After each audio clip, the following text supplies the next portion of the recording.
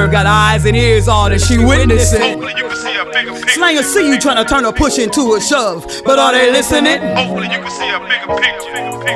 Inspired by your joy, I'm gonna help you make your point. If they don't see the bigger picture, they'll get in where they slip them. It's hard to uplift them once they toe tag and split them. Inspire, help them see the bigger picture. Hey everybody, my name is Ayodele Nzinga. Welcome to the Bigger Picture, where I invite guests and we chop it up on topics that are designed to help people see farther than the tips of their noses.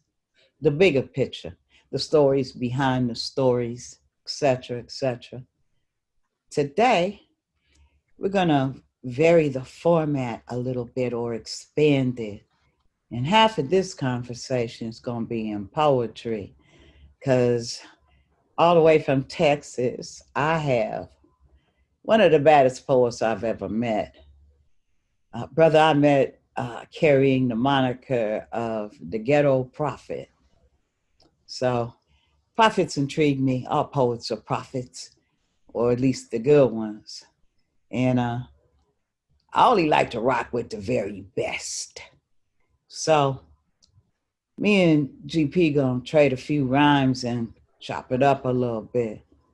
What's the weather like in Texas, GP? Hot as a motherfucker, man, for real. Is that hot? I'm trying to situate this shit so that the camera keep me and I can stay under the fan, honestly. Yeah. Hold on, let me open it.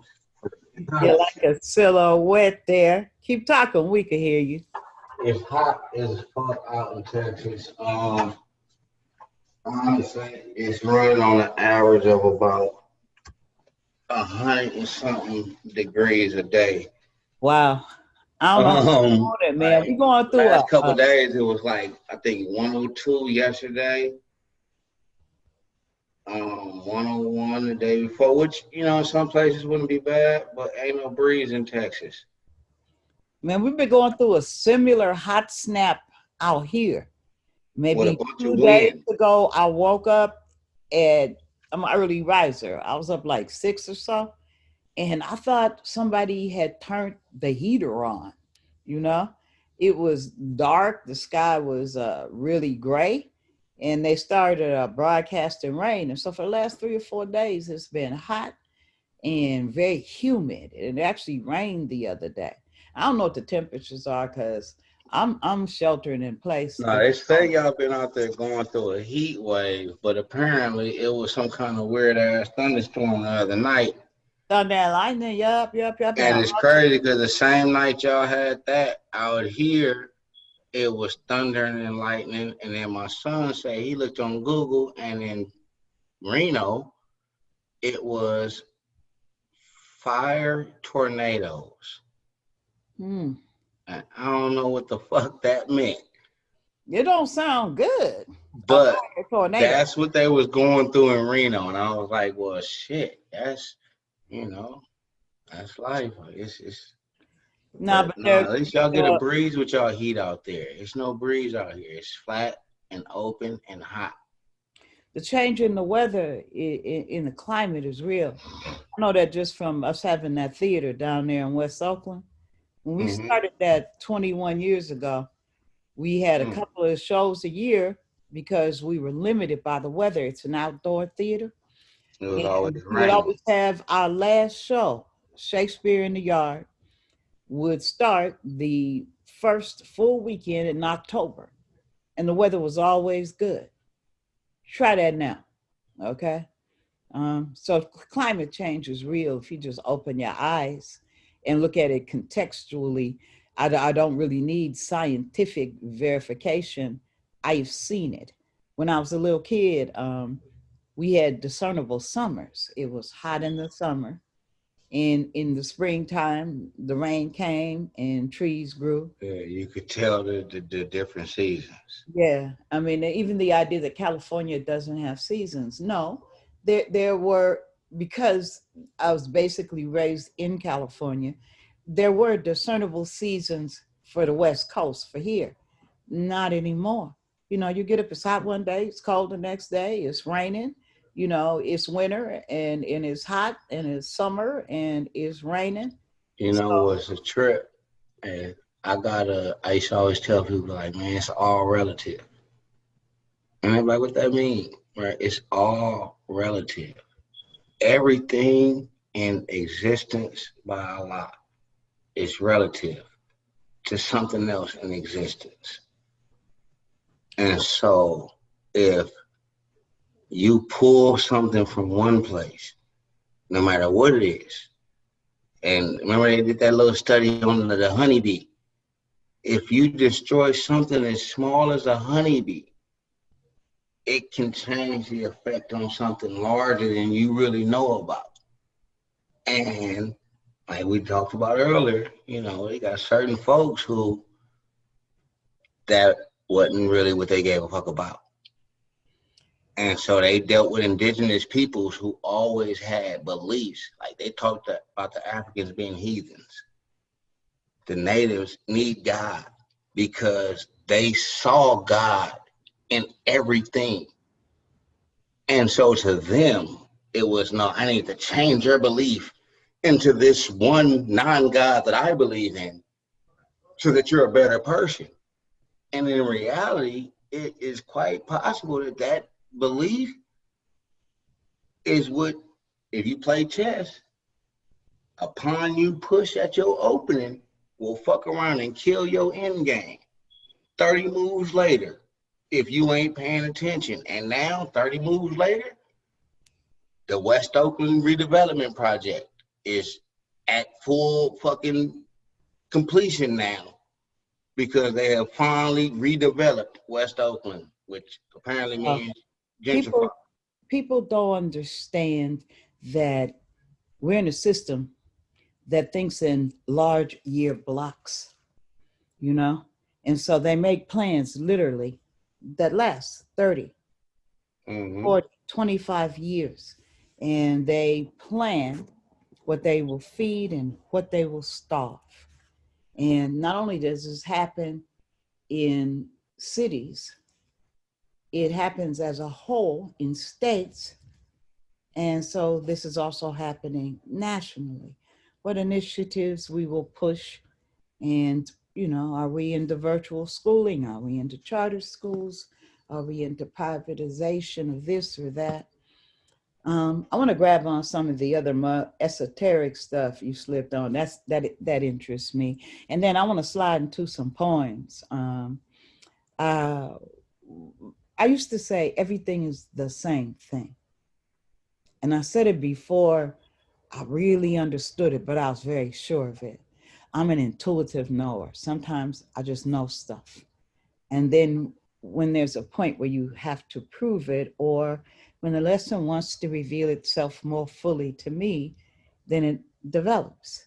You were talking about that just a moment ago. Everything is the same thing. I think that the only true law is nature. There's an interconnectedness in existence. Some people, there's a scientific study that I know uh, referred to as the butterfly effect, that a butterfly flapping its wings in Japan can change the weather It across does the globe. though, but they Everything do. is interconnected. And it's They not one of the poems I bought today, but I have a poem that sort of helps me understand that everything is the same thing and it's all relative. It all matters so much to us, but how much does it matter in the scheme of things? Um, the poem is called Things Written in Sand. You want to find more of my work, go online to anzinga.com and you can check out the blog. Uh, Things Written in Sand. And I talk about the fact that it's like the beach. That's humanity, all those grains of sand. And each of those grains of sand is a life, a world, somebody's aspirations and dreams. And it we all started from something. and we all inside the little grains of sand in the little spaceship that's us. You can only see this far. You can't really see the big picture. You can only see what's right in front of you. We're informed by our experiences, the things we know, right? and we're just writing furiously. But as we're writing, I imagine there's someone who writes beaches in long form with billions of grains of sand on it, all of them writing. And that's my writer's view of creation. Somewhere beyond, beyond, beyond, there's a writer, and you're a part of that story. So your story can only go so far, you know? So Um, you just turned God into like the world's greatest director. And he got all these writers in his camp, and they have written this beautiful creation. Like you write beaches. That's what he did all these angels for, right? It was a million angels, mm, and their job was simply to worship and adore him. Well, that seems kind of pointless to an extent if I could do that on my own. well, So maybe, said, yeah, Barack one was to said, write beaches. You go write sunsets. There may have been an angel whose job was simply to write the different sounds of birds' voices. mm, what a So lovely that when I job. finally create man, he Uh, got some good shit to keep him from fucking off what I created I beforehand. would dig that job, man. Just writing about song. Hey, but Baraka said every man should see God when he looks in the mirror. And I don't bite into things that divide us. So I don't look at that through a lens of misogyny. Every being should see God when they look in the mirror. I like to say, I create, therefore I am. The idea of being able to make things that were not there before is fascinating power, and is exactly that, a power, you know? And that is, when I stop and I extrapolate the thought out,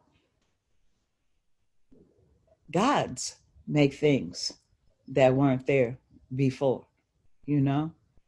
So creation is serious business. And so as I write that story of being a creator, maybe there is something higher, writing a story in which there are creators and non-creators and Yeah, listeners because and we feel like we creators, but are we really? The best poems I've ever written didn't come from me. I almost hurt my hand keeping up with the pen, trying to write what was already written. It's like the angel Jabril coming to the Prophet Muhammad saying, "Write." I can't read or write, motherfucker. I said write. Now listen to what I'm finna tell you, cause you finna learn to write, and that's why I think like I said when I before, like as artists, that's really what we do. Like it's not we don't create per se, right? But we stuck on this weird ass plane of existence that nobody else can get to, that allows us to be able to jot down what the creator is really trying to say. Like they're not getting it because they're not listening. Look, put it like this.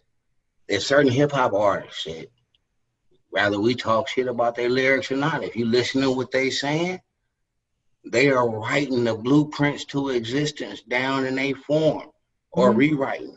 mm, And they putting it out there for the masses to hear and saying, I put it in books. And for those who didn't hear it in books, here it is in visual form. Here it is in poetry. Here it is in hip hop. Here it is in drum beats, guitars.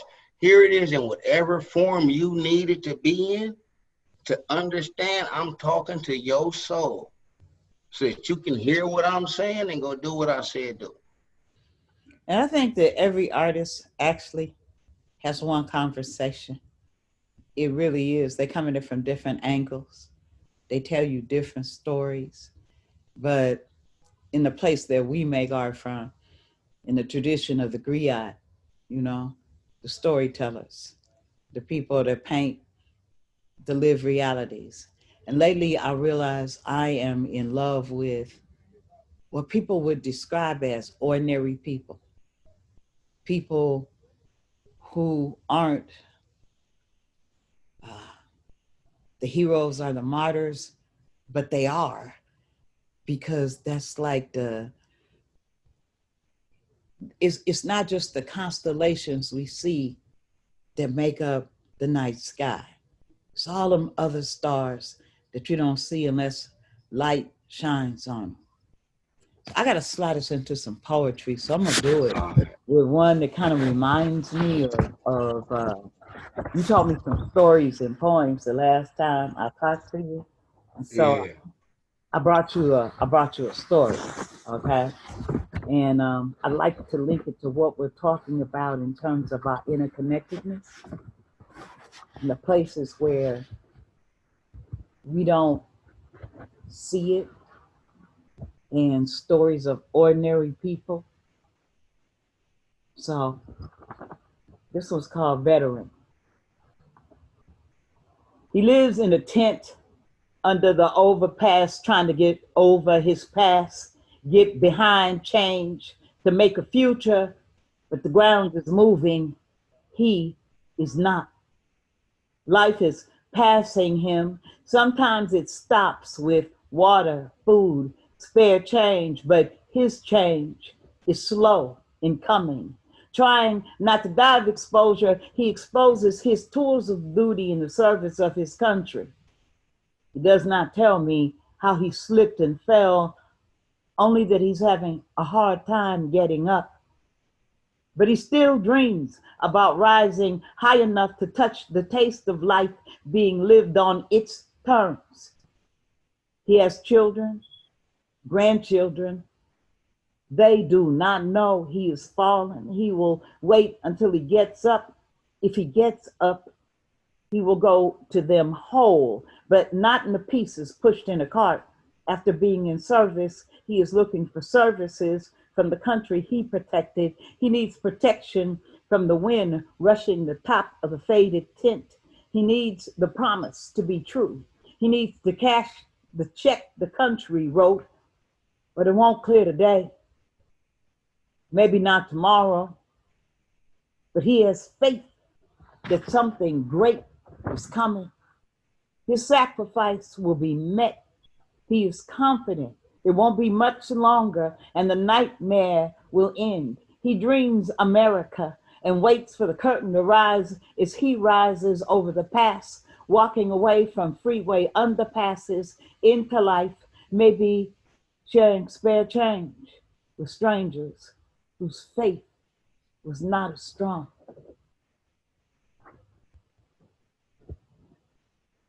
I hear you.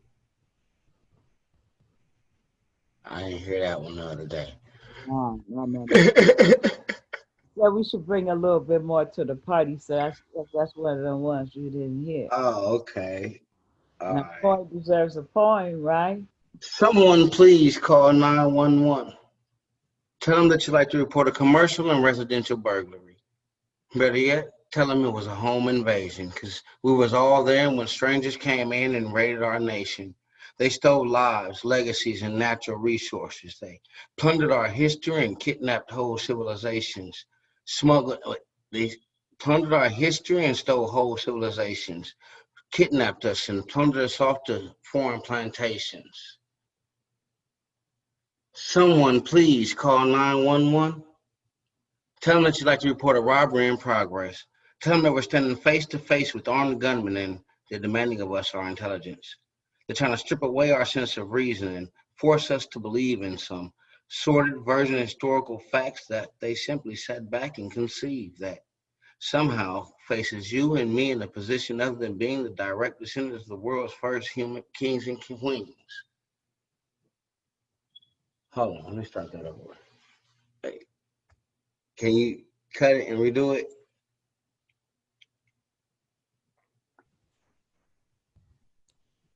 So we could cut that from Yeah, the I'm beginning trying to think of the about my poem. point and yours at the same time. It ain't working right now. I'm like, wait a minute. Okay. You can And cut it? yeah, we're gonna have Okay. to, and you need to keep going because this is Okay. gonna make the show shorter. Someone please call 911. Tell them that you'd like to report a commercial and residential burglary.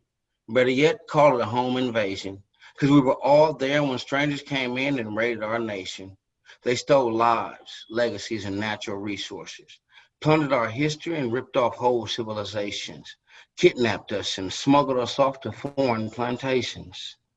Someone please call 911. Tell them that you'd like to report a robbery in progress. Tell them that we're standing face to face with armed gunmen and they're demanding of us our intelligence. They're trying to strip away our sense of reason and force us to believe in some sordid version of historical facts that they simply sat back and conceived that somehow places me and you in a position of the being direct descendants of the world's first kings and queens. Now, I'm not going to digress, but let me just say, my people, don't believe everything history has to say. We're being robbed of our culture right before our very eyes. If we don't act now, the situation we're facing is becoming too complex to surmise. Tell me of what does our future comprise if our past has been forgotten and decimated? Someone please call 911. Tell them that we're witnessing graves being desecrated, the heads of our familial clans being decapitated, fathers, brothers, and sons living life on the run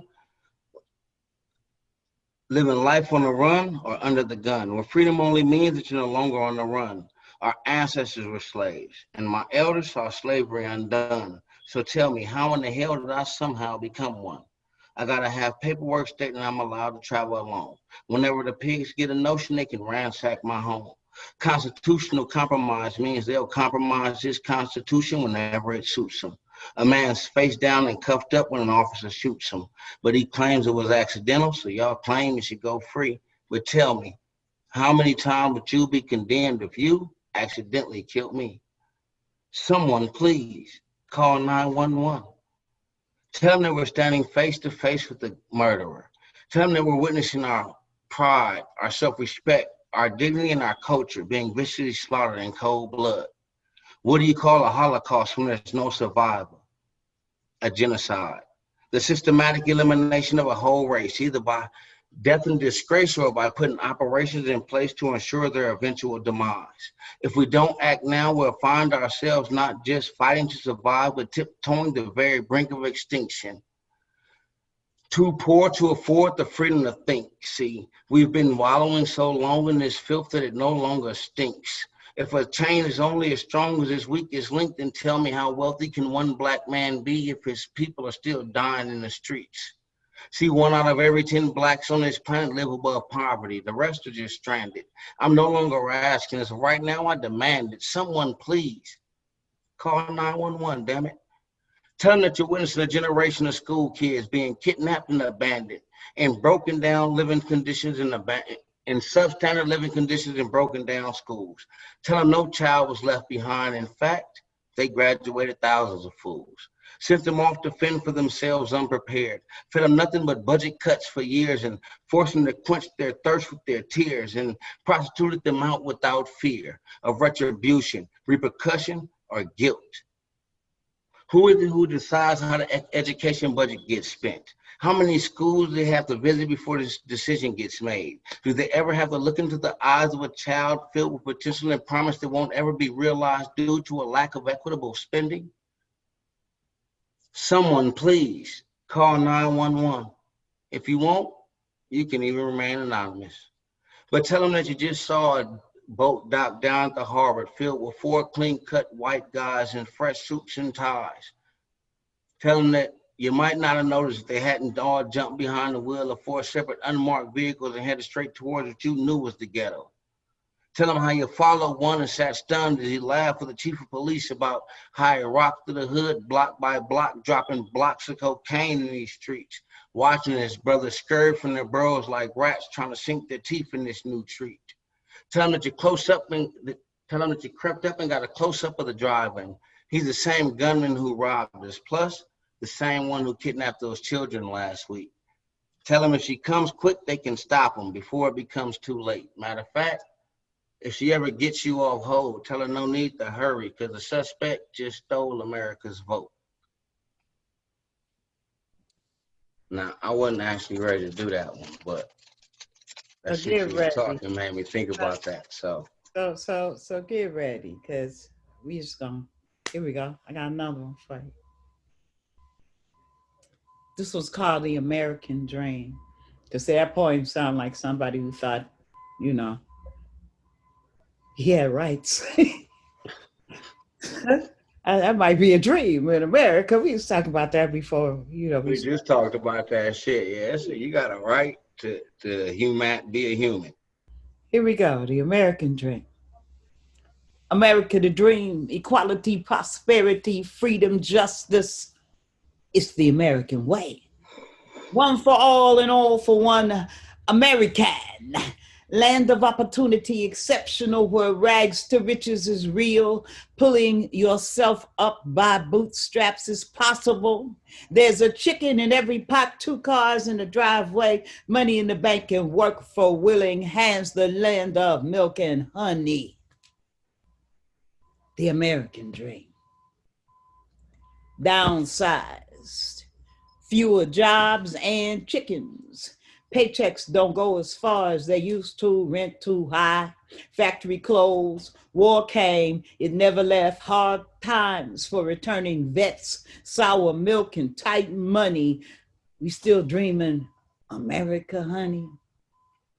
Tell me again about the dream.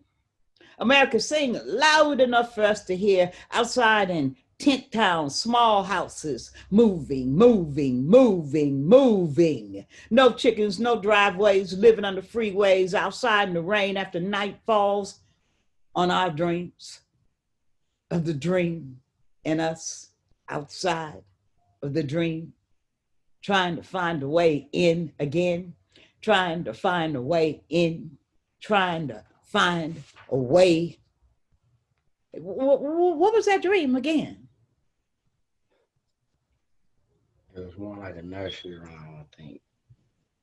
I said like, little boy Blue goes scampering freely through ghetto streets, feet banging, playful like against concrete day.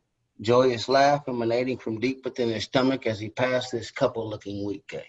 Wino and a dope fiend staggering as they speak. He's mad because she's starting to tweak and he just wants a drink. As he passes them by, he turns his nose up, noticing how they stink. He reaches the corner in time to give dap to the young cat with the hoodie on, pushing all the crack. For this, he receives a buck. He steps inside to trade his cash in for candy. Stepping out, he notices a scraper on 24's paint candy with the Lamborghini doors, and he pictures himself sitting behind the wheel posing for all the hood rats and local hoes. He bends the corner in time to see the dice game. It's a virtual who's who of ghetto hierarchy. This circle contains more bling than a Jacob showcase, and he's hunted by his mom's words, telling him the streets ain't no place for no child of hers, followed by a string of threats containing mostly verbs like kicking, stomping, hitting, whooping, and slapping, and it seems like the only noun she knows is his ass. She describes with full clarity what she might do to his hide if she catches him hanging on the walk that runs alongside the streets that have so completely captured his imagination. But he longs to live the thug life, because all he can see is the shine. See, no one ever told him about the grind. No one ever told him that everything that glitters ain't gold, so he ignores his mama's commands. An alley opens up to his left and he dashes through it. He knows danger lurks within, but he says, screw it. Rat scurry at his approach. One startles him and he almost loses his grip on an annihilator pack that he's holding en route to the drop-off spot. He reaches his destination and gives the door a sequence of knocks. The sound is followed by the tumble of multiple locks, plus the unmistakable click, which means the cocking of multiple blocks. A voice from within bids him to enter. He steps inside and takes his place at the center of a room filled with no furniture in sight. The dope begins being untaped from his chest, back, and thighs, and he's paid his fees and sent on his way, thinking to himself if he just buys his time, and one day he just might own a piece of this block, which he craves. Stepping out, he looks up into a vanilla white sky filled with sunlit sky filled with vanilla streaks and puffy white clouds. He sees prostitutes offering themselves up like slaves to no particular master. Those with pimps working right alongside the renegades, offering deviant services and voices sweeter than lemonade. He casts them nary a glance as he passes them by, because he has not the time nor the notion to wonder why. He takes he bends the corner in time to see the dice game disrupted by the local authorities. Two cops with guns drawn, tossing out racial epithets like fastballs at an A's game, impressing each other with the knowledge of the streets by calling as many as they can by turf names. Tricks cruise by, feeling slight shame, hoping they haven't stumbled into some sort of sting. His attention gets diverted by a slight nasal sting, and he looks up in time to see the wino and his high wife, sipping wild out of his rose as they sing, undaunted by the fact that they're both hella off key, and each dancing along to their own separate beat. He takes it all in stride and keeps stepping, because he knows that for all the beauty she possesses beneath her grimy veneer, the ghetto's still one scandalous place, and he's got to keep himself safe, at least until he makes it past one more block. He reaches his destination and takes the steps two at a time with no hesitation, feeling slightly secure because he was practically raised in this place. He hits the doorbell twice and then waits. This time the sound is answered by a very familiar voice, and once again he's bidden to enter. He steps inside and takes a seat on the couch. He pays his boss all that he owes and receives his fees for his trips. And as he stands to leave, his father says, "I love you, son. Go give your mother a kiss."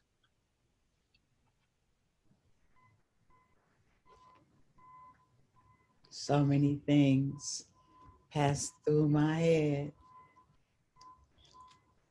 It's like all of the worlds that inhabit the world. And again, staying on the theme of how things are interconnected, we know black market and the underworld exists because the upper world has rules. Um, Tarina McKell has a poem that quotes some European, and it says, I'd rather rule in hell than serve in heaven. And Oh, fuck. I heard that quote before. yeah, so the idea, Ifa, Iwapele, to be of good character. I think that, again, everything is interconnected, and there are all these faiths and beliefs that you don't look for the differences, the things that divide, but the places where they touch, you know? The fact that most of life is a choice, you know? How we get to destiny. Some of us make destiny, and in the making of destiny, we create shadow in which we move. There's a cost for everything. I believe in reciprocal magic. I think there is only in the universe what you put in the universe. And once again, especially if we traveling around these little spaceships, so we talking about very intimate space You that don't even realize what you may be putting in your universe. You just in your bubble and see you doing this and don't realize as you doing this, your exhaust is fucking your trip home up.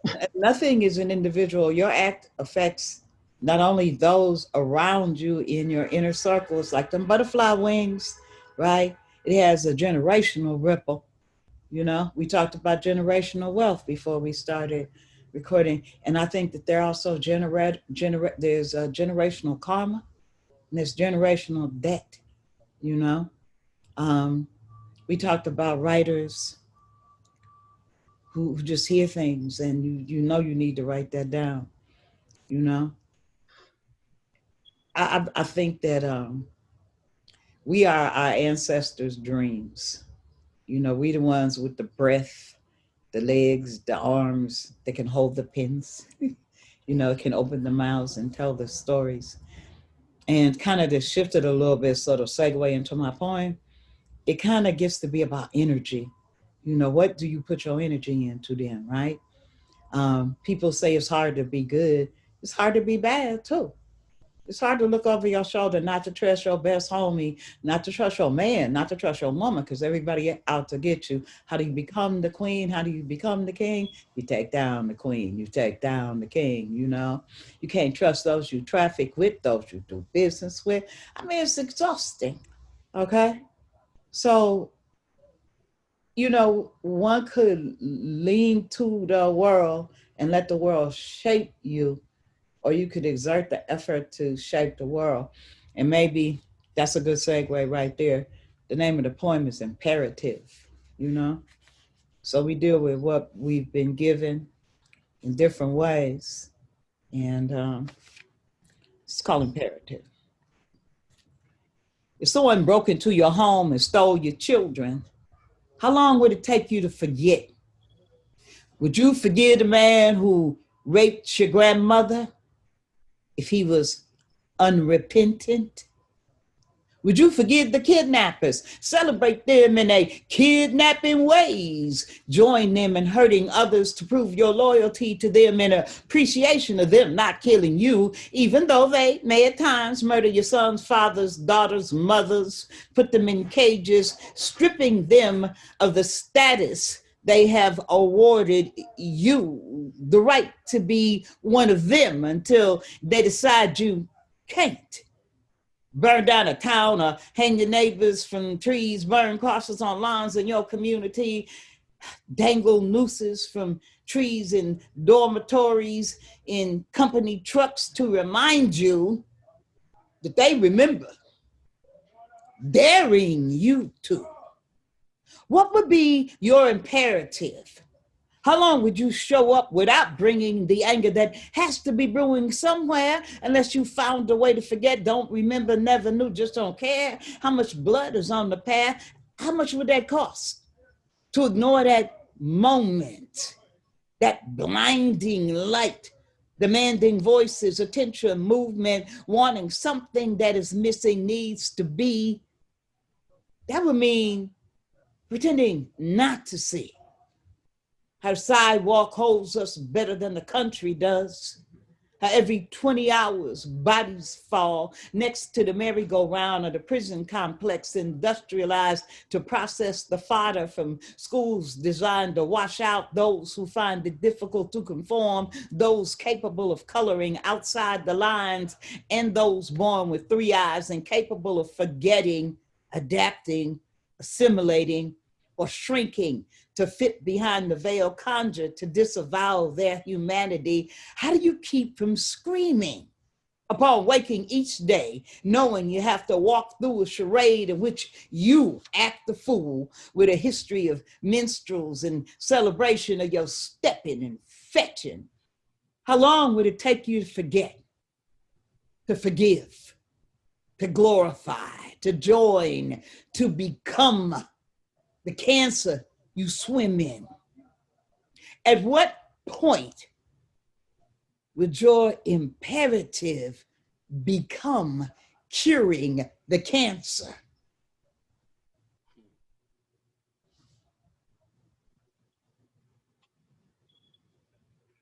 Brothers be closely clinging to the broken bodies of boyhood dreams, mingle maliciously with the vicious sounds of a mother's screams as she tries with full might to locate the as she tries with full might to look into her daughter's eyes, as she tries with full might to locate the words she needs to explain the pressure and the pain that she felt in her young brain, as she felt her young flesh searing, innocent eyes tearing, and the tears are being washed away by the hot rum and salivation exhausting from her own father's face as he savagely ravishes away the purity of her youth, pre-priming her for possible prostitution, stripping away her youth.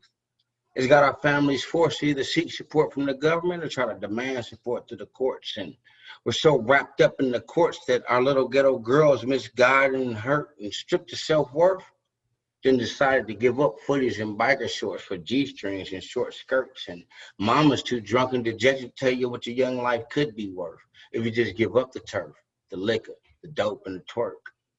But that's family support. Support systems then broke down so bad that a young man with a crack sack is now considered the breadwinner, but he's bringing home bacon. See, his family's being forced fed off the money he's killed his own people making. Mac 10s and Glocks got him feeling like it's his for the taking, and he ain't taking for granted the fact that when the truth can't be found, some folks supplant facts. So now he's watching his back, riding slow, sitting low, with his rims shining fatness, paint shining fatness, beat blasting loudly so he can't hear his kids asking where they daddy live at and why he living so fat. While they still living trapped in a rat trap tenement down the alley of crack, prostitution and smack, where the teacher come 1 week and then don't come back, where the police come once and then won't come back. Right around the corner from the church house where Satan's lawyer preached at, where he preached that Jesus alone is our route to salvation, that the devil still lives, but not in his congregation, that we must honor our ties to the death, because no matter how corrupt the flesh, whether the congregational family dies or survives, the building fund must be met. And I once thought for me to my clan was the street, see, and we was all, I once thought for me that my clan was a street, see. I once thought that it was all love when we was all cashing in off the illegitimate royalties from the creations of life's real stories of crime, violence, and running from the police. But it must have just been the drugs, as when the grinding stopped and the jacking stopped and the killing stopped. So it the fucking hugs. Now when I hit the block during spring break, all it seems I get is mugs. But how much support can I expect from a family on drugs? How much support could I get from a family of thugs, pimps, killers, and con men, non-men, little boys as little girls and little girls as lesbians, with prostitutes and child molesters as my next of kin, with parents who communicate like a Muslim and a Mexican, or a Roman and a Greek, or a Mormon and a freak, or worse, one generation of black folks to another, like young black boy to father or young black girl to daughter. Instead, it's grandpa to grandson and grandma to granddaughter. And it seems we're running out of elders and headed straight for the slaughter. So we need to get some more support back to our families before any more of our seeds become martyrs.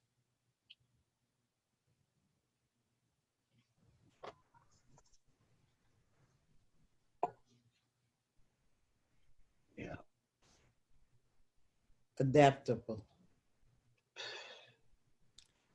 I can't cut myself into pieces small enough to fit into the boxes they've crafted to confine me. I refuse to be invisible. You should fear me.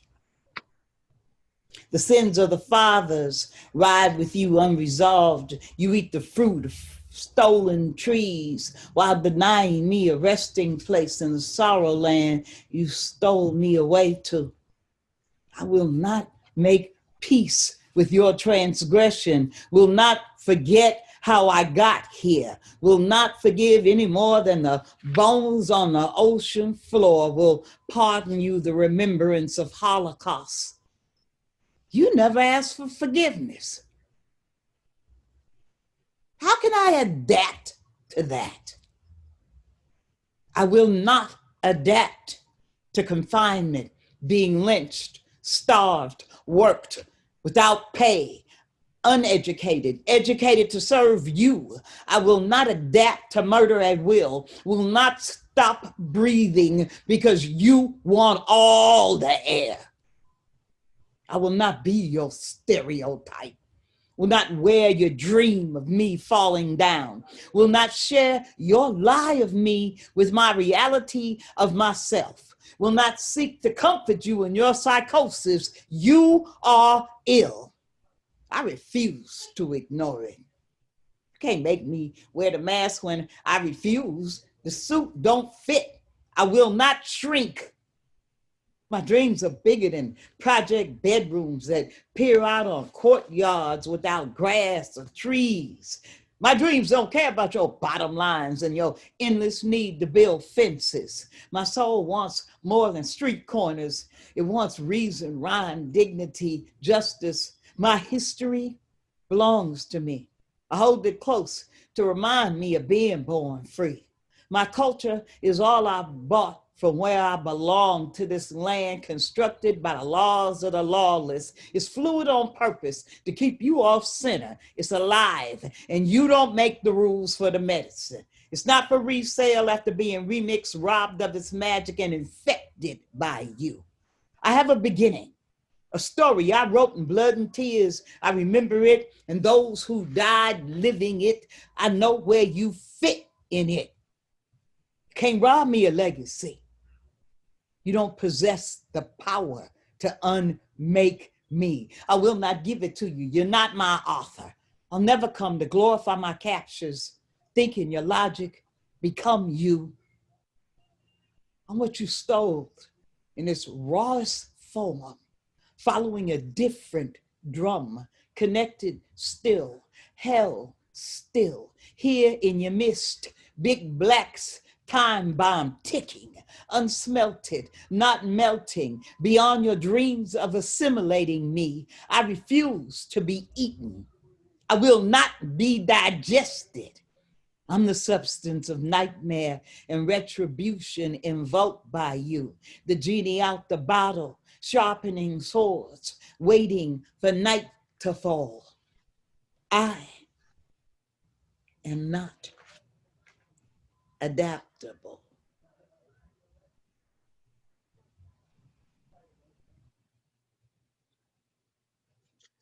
How many more grown men must we watch be shoved to the forefront in place of your own seeds?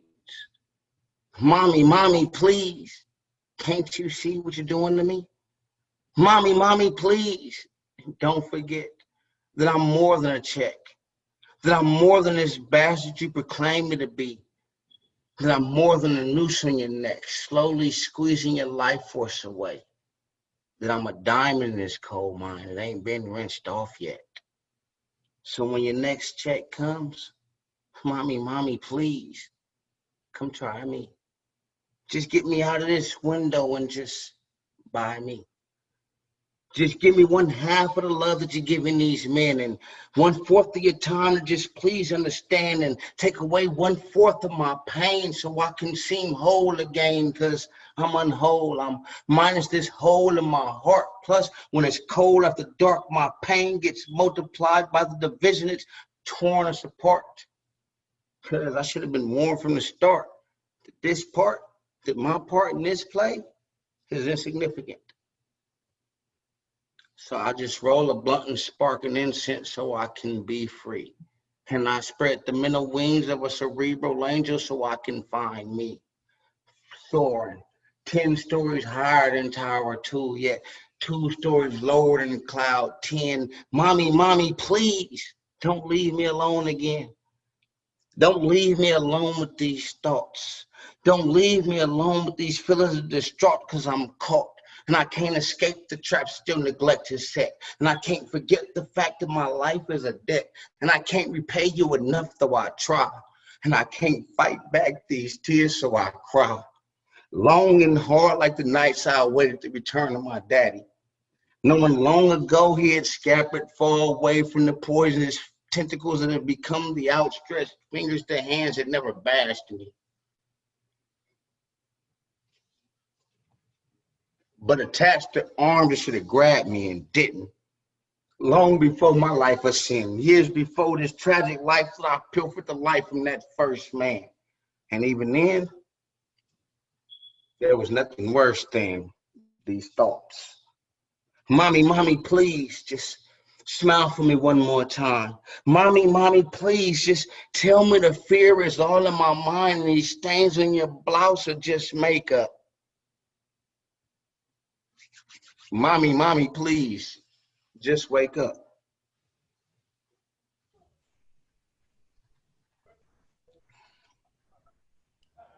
This is GP and word slang, and these are Ghetto Tales. Next one's called American. I want to pull up on America. Where it's at. The open arms, the swelling bosom, the broad shoulders, the resting place for the tired, poor, huddled masses longing to breathe free. Where's she at? Can I get there from the nation, in the nation, deep in the bowels of America, on the killing floor, behind the veil? Can you point me to America? I want to park sideways and bounce out on the grass. I got some questions I want to ask about the chicken that's not in my pot, the 40 acres I never got. Want my mule, my milk, and my honey. I want to know where justice lives.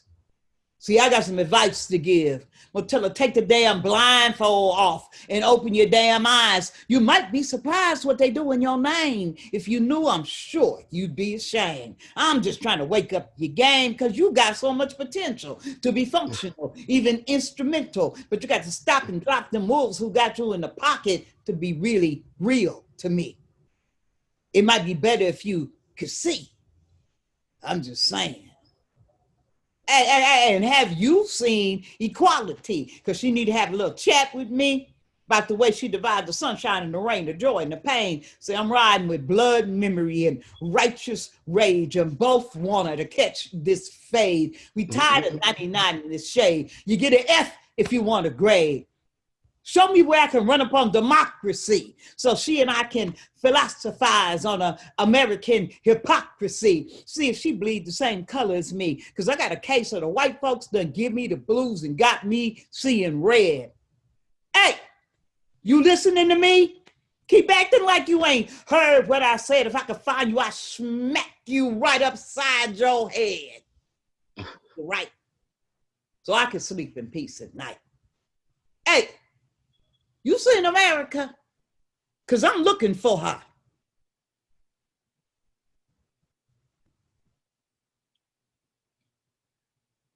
I'm crying foul from an inkwell. This government doesn't seem to think my people can think. Well, we're about to show them something different. No matter how much cocaine you push, George Bush isn't going to elevate you to a high state of living. That's a given. We're at war, not just because we're black, although that's part of the reason, but because we're poor in America, and this is the rich man's season. You try to elevate your mind and get accused of treason. They say it's unpatriotic for a black man to be seeking a reason as to why we're still treated as second-class citizens in the supposed land of the equal, the brave and the free. I swear they ought to call this the Democratic Republic of the slave and the thief. Sometimes it's hard to believe that this country can rip the world off and say she does it for me. See, if it wasn't for we, they had to pay their own folks to sell crack, but us, we does it for free. They treat us as lab rats. Let me stab at the reason for that. That's because they don't see us as actual people. They just see us as black. And our brown kin and a lot of brown skin ain't living much better. They're still treated as slaves in their own land in the name of democracy unfettered. The richest nation on the globe, raising a generation unlettered. And it ain't no coincidence that our school systems lack where we're number one in defense. See, smart populations ask real questions, so they're keeping us dense. Just smart enough to ask questions, never. Playing a deadly game or shoot first and ask questions, never. This world is slowly becoming hell. Just take a look at the weather. We're suffering catastrophes. It's blasphemy the way these presidents act. See, if you don't see him as the sovereign ruler of mankind, we're under attack. It's simple as that. And then they label us as terrorists who decide we want to fight back. But Israel seems to be in bed with the devil. How cozy is that? I'm curious as hell, even nosy. In fact, I love to get my eyes on some classified facts, some military memos and agendas on official Pentagon facts that possibly help explain why this nation, which claims to be so democratic and free, won't let no other country choose who they might want to have lead. See, they interfere intensely. They propagate lies immensely. They start wars on foreign lands and orchestrate hostile takeovers. I'm crying foul from a cage because America needs an immediate makeover. They say our days is numbered. I wonder just how many this world has left. Don't want the clock to stop with me stuck in a box because I won't get to hug my babies goodbye. And I ain't George Jackson, but I got blood in my eyes. See, my pupils is bleeding due to atrocities witnessed. My eardrums is welling because of the cries I've heard. If I'm alive when the revolution hits, well, then I'm getting up in it, and that's my word. I just hope by then there's enough of us left to put a dent in the system. And I know it's going to be hard to keep operations constant in a world full of so many snitches. See, I've been in courtrooms 1,000 times, but never once as a witness. But most of my crimes was against my own kind, so I ain't always been on America's niggas to get list. But I wish I was alive when the Panthers was active. I'd have had me a black beret and a cool leather coat with a pistol tucked and a shotgun at ready, trying to knock this establishment down like a New Orleans levee. I'm on the field at all times, never on the sidelines. I'm a playmaker, never spectating. I stay in the thick of the heat. ready to die for mine, even if mine wouldn't die for me. Pac said it costs more to be free than spending life in the pen. That's true. But it don't seem cheap to that cat that's never tasting freedom again. This is 2020, cousin. It's still battlefield earth, and live reports from the front line say it's going from bad to worse. Sometimes I get so mad I can curse, because I'm part of a race of people who's forgotten our worth. And I'm living in a nation that seems morally cursed. That's why I'm crying foul from the belliest American beast. Although I'm ghetto raised, I've seen better days. I've seen some war and some peace. I done seen presidents who are terrorists and love to make blood spill in the name of what he considers freedom. He'll kidnap, hijack, rob, loot, and kill. He'll extort the blood of the passion, then he'll extort the blood of the poor, then write a bill that gives him action at more. But I'm considered a monster for trying to survive in this game. When every time I turn around, it seems the rules get changed. 3 strikes, they say we out now. Attempted murder can get us life now. My people locked away in cells and can't get out now. Lost in this system and can't be found now. But the government said they want to reduce the numbers because it's unsafe for the cops now. But Schwarzenegger said he'd rather just build a few more prisons so he can keep sticking niggas with these mandatory minimum sentences. We running out of jail, we running out of schools and overcrowded with jails. That's why I'm crying foul from this ink well. This government doesn't seem to think my people can think well. We're about to show them something different. We're going to broadcast this revolution in HD, live and direct, and we ain't stopping till our people start crying for text. Holla. This is the bigger picture with Ayodele, white slinger in Zinga, and the one and only Ghetto Prophet. Prophet, that seems like a good place to end it right there with that shout out. This month, BAMFest, Black August, 31 days of arts and culture.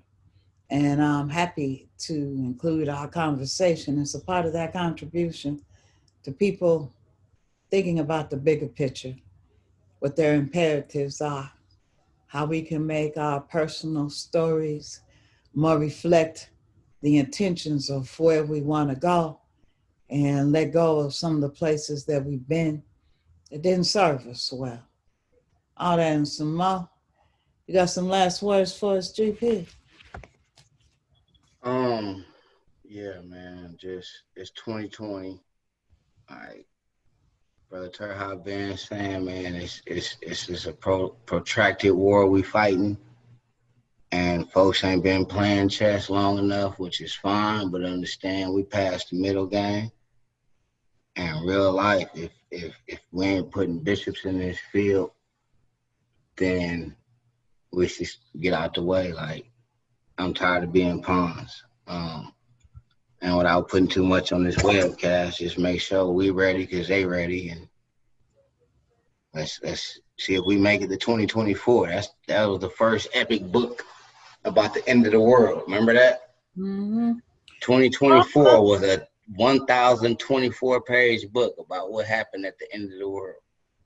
I also remember people started out, we like quick magic.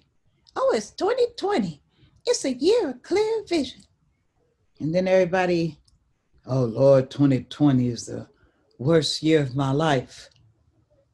You know, Frederick Douglass said upon being taught to read after he'd done a bit of it and figured out where he fit into the story, he said that was a cruelness to have taught him how to read, because now he understood how the world worked and it didn't make him feel happy, you know? So where the term ignorance is bliss comes from. 2020 is clear vision.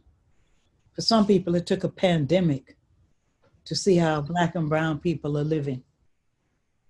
For some people, it's tragic. For some people, may they rest in infinite peace. God knows we don't need no more martyrs. The number 3, perhaps in trilogy, Ahmaud Arbery, Breonna Taylor, and George Floyd. And me and you sitting here knowing some other Black people died right up in there too. Just wasn't nobody to sing they song loudly, right? They just watched one get killed outside my window last week, and nobody saying his name, and it wasn't a pig to down him, but it's still us. That's still a piece off the board, regardless. Those three by outsiders, I believe, helped also to point to what then popped off in Chicago shortly following that. Mm-hmm. The there is no it is not the same conversation to talk about being gunned down by an opposing force as it is to talk about the acts of trauma that it then creates inside that condition, inside that community, where it doesn't Mm-hmm. value itself. And so it feels like y'all ain't worth nothing. And so, I mean, I don't know about you, but I grew up being told if you kill a white person, it's life. Kill a black person, you do 7 years. You know what's funny? You know what I was taught on some real life shit when I was young? Any motherfucker you kill, especially if they black, drop them off in the hood. The police gonna think it was some gang shit and ain't gonna investigate anyway. And that was when I was 11 and 12. And they was first teaching me how to go get down. It was like, the best way to beat it, throw him in the whip, dump him out when you get into somebody's hood and keep it lit, bro. They gonna think it was gang related. 9 times out of 10, they won't even investigate the killing. And that's crazy, but it's true, because they won't. So a lot of this has been we really could use like another half an hour to tie together some of the points. Even in the points, as we go back and forth and I cry about what America is, your poems show us sometimes how we make it through there, them real life hood tales, you know? Because we gotta survive the poison no matter what. And then how do we change our imperative so that we understand that we are a power, we are a force. You got all that heart? You got all that heart? I got a couple of things you could do with that heart, you know? Misguided aggression is a dangerous thing, bro. We can focus. Fanon says warriors without a war on self. And so what does it cost us to be blind to the fact that we are in a war while we war on self, you know? How long does it take us to see the poison without having to have a rat skull on it? Sometimes the poison is shiny, it glitter, it got a good beat, and it has billboards and placement in your neighborhood, you know? How do we realign our imperatives? What decisions do we make to build a world that we want? Black power already exists, but how do we shape it into a force that serves us, that feeds us, that houses us, that How we clothes, break that ground wire. that protects? That's what stops power. They put a ground wire on power. Mm, So it don't flow like it's supposed to. Like, you see grounded. What you mean? yeah, We got black power, but that black power is grounded. And once we can break that ground wire, it's like anything. If I give you a cup of bleach, okay? That cup of bleach has a certain potency. You could take a t-shirt that got a stain in it, and you could take that stain and dip it in that pure bleach. When you come out, it's gone.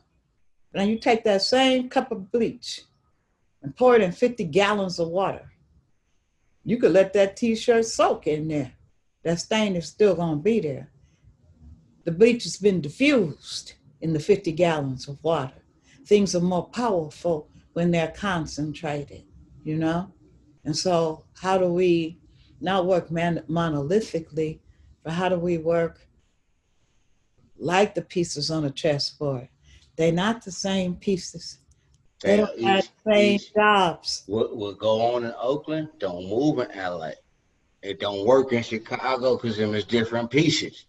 Oakland is like a knife. LA is more like a rook. It comes straight at you, however you bring it.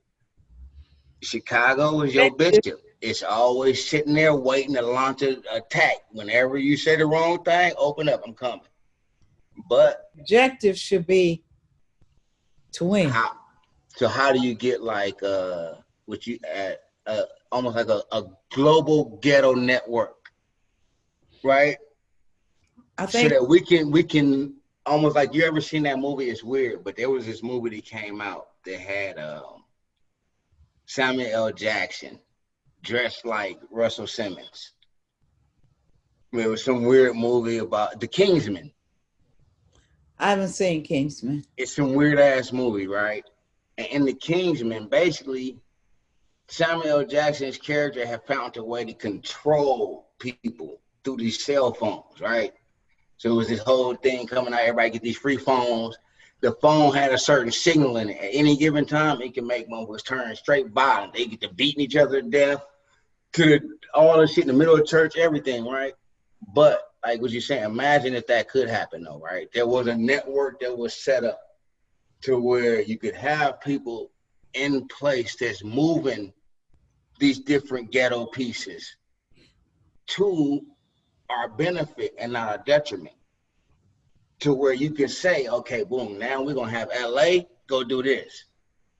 Meanwhile, when y'all focus on LA, we got Chicago over here reaping benefits on this side. And unbeknownst to y'all, now here come whatever.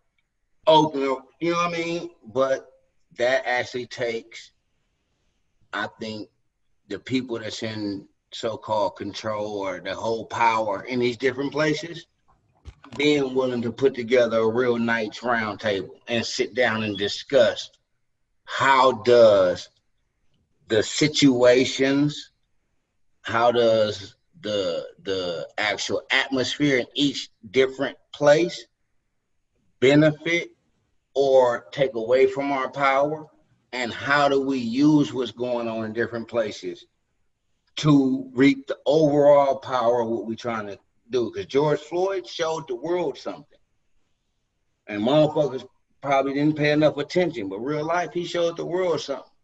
They shut down 1600 Pennsylvania for 2 days. So And it's the power of the people, like you say, if we can, it's possible. I think that what you're alluding to is, again, our rap piece. You know, we could sit here for 2 hours and chop it up, but it's Oh, that bigger picture. It's that bigger picture. Yes, how those butterfly wings moving in Japan, you know, affect the yeah. temperature in Australia. How we are interconnected as a diaspora of people of African descent. But you and I know even more deeply as a human race. And our setting of an imperative helps us achieve liberty, good, strong life. But more than achieving liberty for us, we got to save our cousins before there is no world, okay? We are interconnected, and It's crazy. whiteness is not good for anybody, not even white people. And this is GP and Word Slanger, and we just want you to see the bigger picture. All right, Oh, that's it. that's it.